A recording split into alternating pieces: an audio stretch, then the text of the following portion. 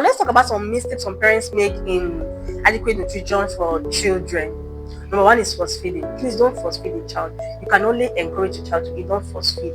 If you force feed, you're creating a negative impression of food to that child. The child is really having a negative attitude, a negative impression towards food. So don't force feed. The best you can do is encourage a child to eat. And don't force a child to finish a food in a plate. No. Whenever the child is okay, you relax. Okay? Even if it's a spoon, it's something. Alright, just keep encouraging the child to eat well, to eat healthy. These are the advantages of eating well, of eating healthy. We're not overeating.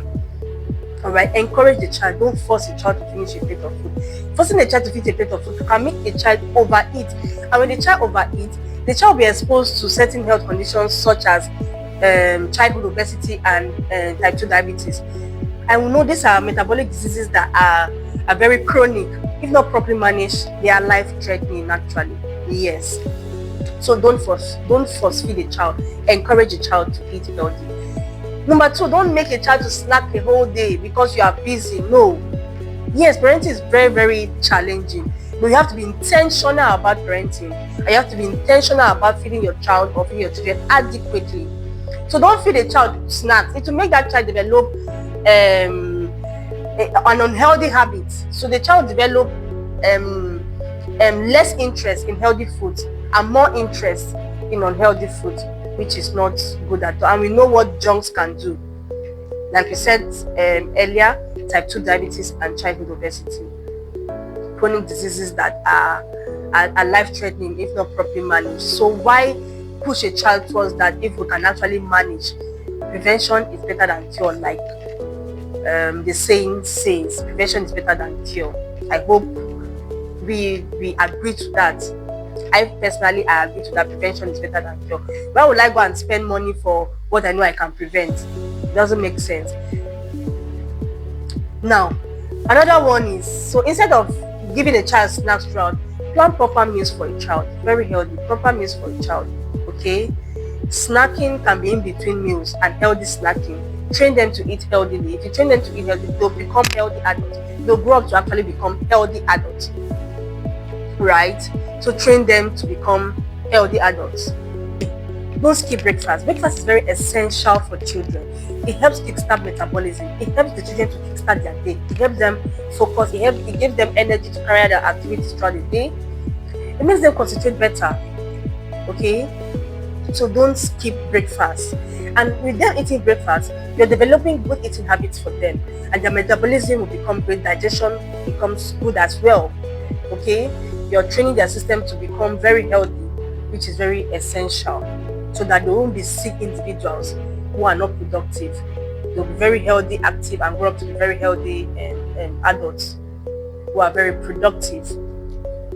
Number 4, don't give children plenty pastries and sugary drinks. Instead of giving plenty sugary drinks or carbonated drinks, which are unhealthy, please give water. Encourage water. Very important.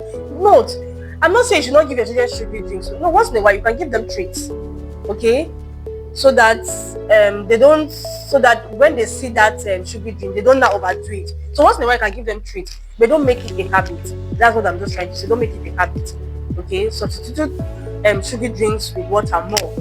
And then processed foods, cakes, chin, meat pies. Not that you won't give them, don't get me wrong.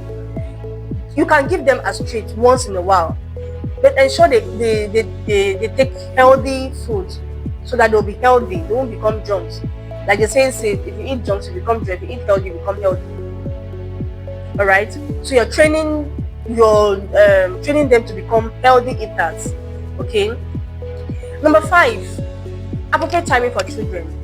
Appropriate eating time for children. Don't